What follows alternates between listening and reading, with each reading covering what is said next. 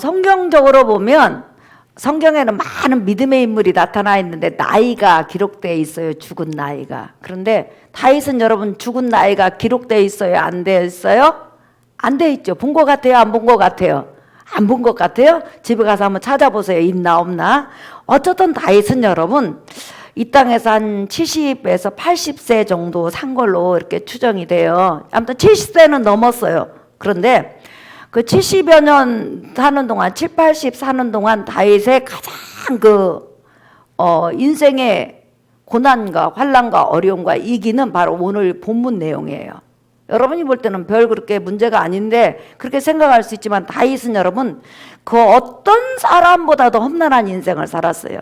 매일매일 자기 생명이 쫓기고 그 다음에 암살자들이 항상 다윗의 옆에 있었고 그뿐만 아니라 다윗은 굉장한 그런 고생을 많이 한 사람이 바로 다윗이에요. 그럼에도 불구하고 다윗이 수십 년간 당했던 그 고난 중에서 지금의 고난이 가장 큰 고난이고 위기였다. 왜 위기였느냐? 이제 오늘 이 말씀을 통해서 나와 여러분이 주의 음성을 듣기를 예수의 이름으로 축복합니다. 자, 다윗이 압살롬 반란군에 의해서 일단은 여러분 예루살렘 성을 포기하고 동쪽 요단을 건너서 요단강을 건너 동쪽 마하나임 작은 성읍으로 도망을 와요. 그리고 나서 그곳에서 전열을 가다듬고 숫자는 적지만 압살롬 반란군하고 전쟁이 이제 붙어요. 그런데 다윗은 그 압살롬 대군을 자연 지형을 이용해서 수풀림을 이용해서 대군을 여러분 수풀 속으로 끌어들인 다음에 그 수풀 속에서 화살이나 완전히 암살자들을 통해서 여러분 압살롬 군대를 해체시켜버리고 그 다음에 압살롬 군대가 대패하게 만들어요. 그러니까 여러분 다윗뿐만 아니라 다윗을 따르는 장수들이 대단한 장수인 것을 알 수 있죠. 군인 수가 아무리 많아도 여러분 지형이나 또한 여러 가지 환경을 이용해서 전쟁을 못하면 죽는 거예요. 그 베트남 전쟁에 대해서 여러분 제가 책을 읽어본 적이 있거든요. 근데 미국의 그 당시 무기는 다 갖다 부었다는 거예요. 그런데 미국이 한 가지 베트남 전쟁에서 역사상 처음으로 실패했어요. 왜 실패했을까요? 베트남 지형을 모르는 거예요. 베트남은 그렇게 수풀림이 많고 땅굴이 많고 그 다음에 여러분 땅에 막 진흙하고 범벅이 되어 있는 그걸 뭐라고 그러죠? 늪지대가 그렇게 많다는 거예요. 그래서 그 베트남 베트공들이 그런 지형을 이용해 가지고 미국 사람한테 막 진척하다가 나중에 거기서 다 죽인 거예요. 그래서 나중에는 미국이 손들었어요, 여러분. 그래서 미국 역사상 진 전쟁은 베트남 전쟁이에요. 우리나라 사람도 가서 엄청나게 많이 여러분 죽었죠. 그런데 이렇게 지형을 이용해서 대승을 거두게 돼요. 그런데 여러분 마하나임 성 안에는 이 전쟁에 나간 그런 가족들, 아내, 남편, 또 아들, 딸 얼마나 많이 성에서 기다리고 있겠어요. 전쟁이라는 것은 일단은 하나님이 도와주셔도 다치는 사람이 있고 죽는 사람이 있잖아요. 전쟁이라는 것은 다치는 사람이 있고 죽는 사람이 있잖아요. 그런데 어쨌든 아군이 대승을 거뒀지만 분명히 아군 중에서도 죽은 사람이 있을 거고 다치는 사람이 있을 거고 굉장히 여러 가지 부상자들도 많이 있을 거라는 거죠. 왜냐하면 전쟁은 전쟁이니까. 또한 압살롬 군대가 원래는 누구 군대였어요, 여러분? 다윗의 군대였잖아요. 그러니까 뛰어난 용병들이 많이 있다가 보니까 전쟁은 닥칠 수밖에 없죠. 그러니까 성읍에서 그냥 그 전쟁을 내보낸 그런 아내들 또한 자식들, 친척들이 얼마나 마음 졸이면서 기다리고 있어요. 그런데 여러분 전쟁에서 대승했다는 연락이 와요. 그러니까 성 안에 있는 사람이 덩실덩실 춤을 추면서 난리도 아니야. 그리고 압살롬이 죽었다는 것 때문에 너무 기뻐가지고 덩실덩실 춤을 췄는데 문제가 뭐냐? 희한한 일이 벌어졌어요. 여러분 한번 보세요. 18장 여러분 33절에서부터 19장 2절까지 한번 보겠습니다. 18장 33절 시작. 왕의 마음이 심히 아파 문 위층으로 올라가서 우니라.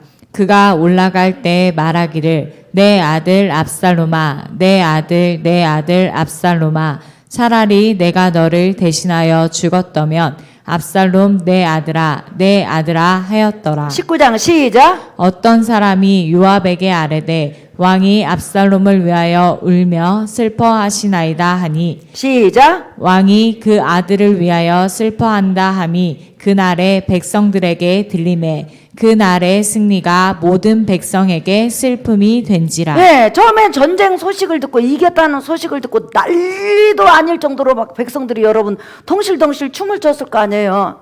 그리고 먼저 뭐 보발꾼이나 이런 사람한테 백성들이 우리 남편 살아있냐, 우리 자식 살아있냐 이렇게 물어보겠죠. 당연히. 그런데 그냥 아무튼 아군의 그런 병력이 손실이 적었다 뭐 이렇게 이제 이야기를 했겠죠. 하지만 손실이 없는 건 아니죠. 그런데 그 전쟁 소식을 들은 다음에 다윗이 압살롬이 죽었다는 소식을 듣고는요, 백성들은 그냥 전쟁에 이겼다고 덩실덩실 성 안에 있는 그런 아녀자들이나 아이들은 막 춤을 추고 있는데, 노인들은 춤을 추고 있는데, 왕은 그냥 성 위에 올라가서 대성 통곡하고 우는 거예요. 얼마나 크게 내 아들 압살롬아, 내 아들 압살롬아 울었는지 성 안에 있는 사람이 다 아는 거예요. 그러니까 덩실덩실 춤을 추다가 우는 소리를 들으니까, 왕이 우니까 춤이 춰져요? 손이 저절로 이렇게 내려왔어. 그런데 전쟁에서 죽도록 고생한 이제 군병들이, 또한 군사가 돌아왔을 때 여러분 전쟁에서 이기면 어때요? 막 전쟁에 그냥 전승가를 부르고 막 환호성을 지르고 막 그냥 의기양양하게 성으로 들어올 거 아니에요. 그러면 성 안에 있는 백성들은 어때요? 성에 올라가서 막 옷을 돌리고 빗자루를 돌리고 뭘 돌리고 막 환호해야 되잖아요. 그런데 자, 전쟁에서 요압 장군부터 시작해갖고 딱 전쟁에서 이기갖고 막 기뻐갖고 즐거워갖고 춤을 추고 돌아오는데 성이 너무 조용한 거예요. 한 사람도 옷을 돌리거나 막 그냥 부채를 돌리거나 막 춤을 추거나 와 이런 게 없어. 잠자며. 세상에 이런 게 어디 있어요? 그러니까 요압 장관이 물어본 거야. 아니 도대체 왜 성 안에 있는 사람의 한 사람도 우리 전쟁에서 이렇게 승리하고 오는데 환영하지 않느냐. 그러니까 성 안에 있는 그 군사가 뭐라고 하냐면, 지금 큰일 났습니다. 전쟁에서 승리하고 압살롬이 죽었다는 말을 듣고 왕이 기뻐하기는커녕 성 위에 올라가가지고 2층에 올라가가지고 대성 통곡하고 온 성 사람들 다 들으라고, 내 아들 압살롬아 내가 차라리 죽었으면 좋았을 뻔했다. 차라리 내가 죽었으면 좋았을 뻔했다. 네가 죽는 게 정말 마음이 아프다. 이렇게 대성 통곡하고 우니까 아무도 이렇게 지금 개선장군 하는 그 모든 그 군사들을 아무도 환영할 수 없습니다. 그 말을 딱 듣는 순간에 갑자기 막 덩실덩실 춤을 추고 의기양양하게 돌아왔던 다윗의 군사들도 입을 탁 다물고 고개를 땅에다 대고는 조용히 성으로 들어오고, 성 안에 있는 사람도 쉬쉬쉬쉬쉬 왕이 울어. 왕이 대성통곡하고 하니까 울어. 이렇게 된 거예요. 이건 있을 수 없는 일이죠. 그러니까 요압이 나중에 다윗에게 들어갔더니 아니라 다를까 대성통곡하고 우는 거예요. 그러니까 요압이 여러분 뭐라고 했죠? 여러분 한번 읽어볼까요? 자, 4절부터 3절까지 군사들이 승리하고 왔는데도 울고 있어요. 자, 3절 읽어볼까요? 시작. 그날에 백성들이 싸움에 쫓겨 부끄러워 도망한같이 가만히 성읍으로 들어가니라. 시작. 왕이 그의 얼굴을 가리고 큰 소리로 부르되 내 아들 압살롬아 압살롬아 내 아들아 하니, 시작. 요압이 집에 들어가서 왕께 말씀드리되 왕께서 오늘 왕의 생명과 왕의 자녀의 생명과 처첩과 비빈들의 생명을 구원한 모든 부하들의 얼굴을 부끄럽게 하시니, 6절 시작. 이는 왕께서 미워하는 자는 사랑하시며 사랑하는 자는 미워하시고 오늘 지휘관들과 부하들을 멸시함을 나타내심이라. 오늘 내가 깨달았으니 만일 압살롬이 살고 오늘 우리가 다 죽었다면 왕이 마땅히 여기실 뻔하였나이다. 예, 지금 그 다윗이 사람이 보는 데서 대통통곡하고 오니까 요압 장군이 가가지고 말을 하는 거예요. 왕을 그렇게 미워하고 하나님 나라를 그렇게 대적했던 압살롬이 죽은 것으로 인해서 그렇게 왕이 슬퍼하십니까? 그러면 압살롬 군대하고 왕을 위해서, 왕의 자녀들을 위해서, 하나님의 나라를 위해서 전쟁으로 나가서 죽었던 사람들을 위해서 왜 안 오십니까? 그리고 왕의 생명을 살리기 위해서 우리 모든 군사들이 나가서 목숨을 걸고 싸워서 승리를 했는데, 왕은 당연히 성문에 나와서 우리를 환영하고 백성들하고 박수를 쳐주고 정말 우리를 위로하고 축하연을 열어줘야 되는데 왜 그 아무것도 않고 그렇게 대성통곡하고 우냐고. 그러면서 왕을 미워한 압살롬은 살고 우리 같이 왕을 사랑하고 하나님 나라를 사랑하는 사람이 다 죽는 것이 옳습니까?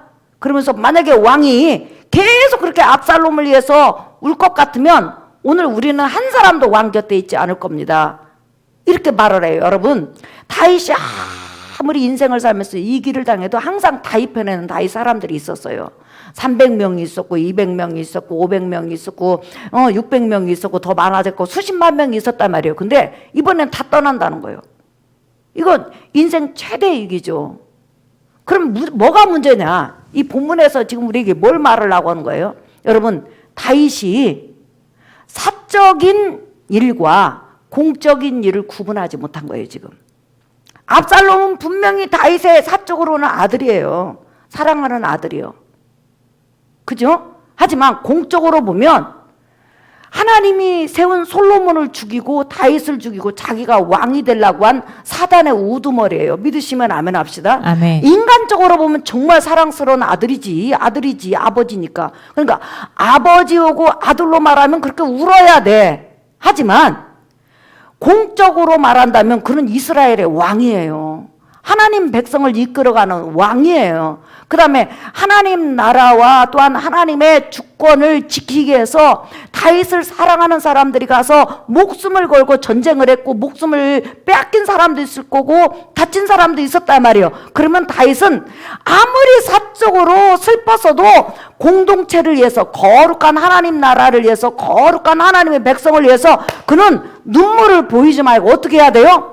기뻐하고 즐거워하고 환영해주고 다친 자 위로해주고 영접해줘야 된다 이 말이에요. 믿으시면 아멘 합시다. 아멘. 근데 가정사의 일을 그냥 나라 일로 그냥 연결시켜버린 거예요. 그러면 전쟁하다 죽은 그 가족들은 얼마나 더 슬퍼요. 슬픔은 똑같은 거지 사적으로는. 그래서 오늘 사적인 이 감정 절제를 못함으로 인해서 그 많은 충신들이 다 떠나갈 수밖에 없을 정도로 다윗이 위기를 만들었어요, 여러분.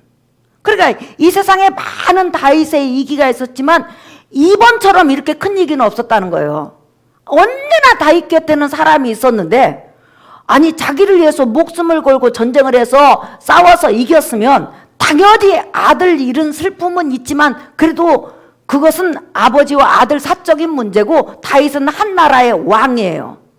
그 나라를 지키고 그 왕을 지키고 그 백성을 지키기 위해서 다치고 죽고 또한 그 목숨을 다해서 전쟁을 했다면 왕으로서 어떻게 해야 된다고 여러분?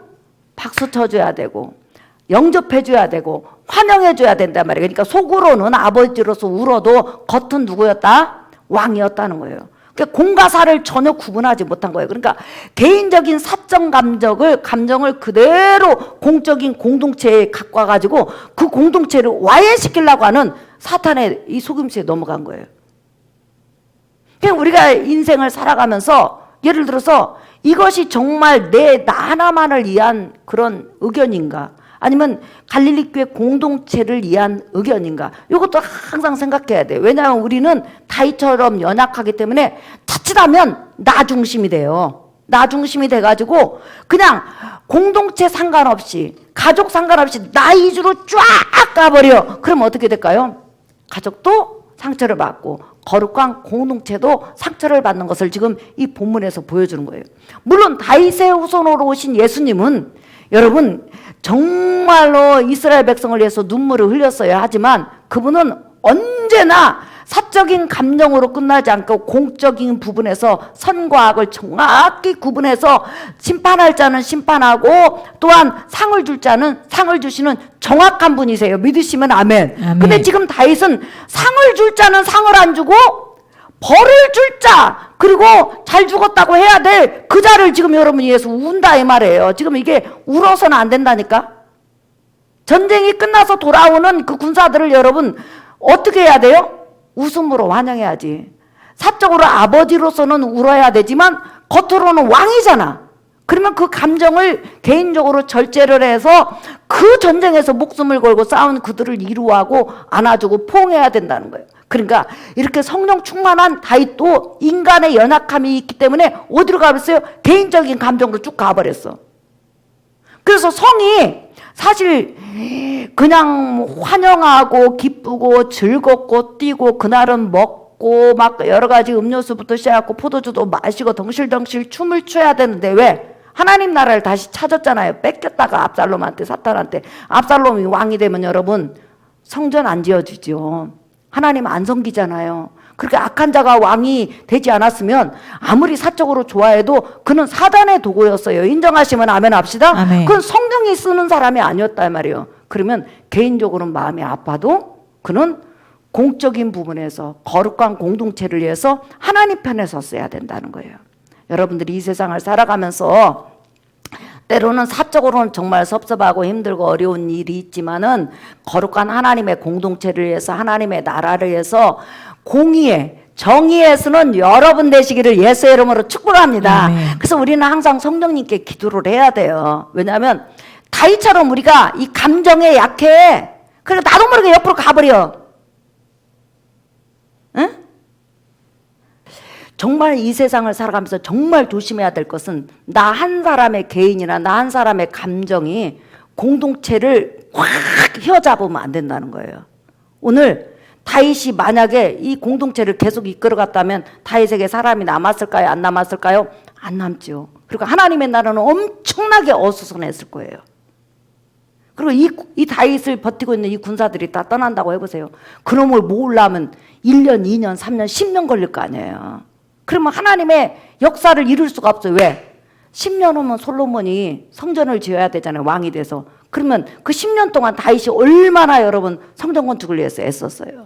그래서 이렇게 우리가 신앙생활 하면서 사적인 감정하고 또한 공적인 그런 일이 있었을 때 여러분이 사적으로 좀 힘이 들고 애매히 고난을 당하고 어려워도 공동체를 생각해서 한 발짝 물러나고 참고 견뎌주는 여러분 되시기를 예수의 이름으로 축복합니다. 아멘. 그뿐만 아니라 마지막으로 한번 따라하세요. 성령님, 성령님, 성령님, 성령님, 감정을 잘 절제하게 해주세요. 감정을 잘 절제하게 해주세요. 감정을 잘 절제하게 해주세요. 감정을 잘 여러분의 절제하게 감정을 해주세요. 잘 절제할 수 있는 능력이 나와 여러분에게 부족하지만 입혀지기를 예수님 이름으로 축복합니다. 아멘. 자, 우리 이 시간 여러분 기도할 때 여러분의 말씀을 듣고 은혜 받은 부분들 기도하시고 그 다음에 여러분이 가지고 있는 그런 문제들 자녀 문제들 일부러 여러분 미가엘 반주기를 틀을 거예요. 왜냐하면 반주자들도 기도하라고 우리 주여 3번 부른 다음에 통성으로 기도하겠습니다.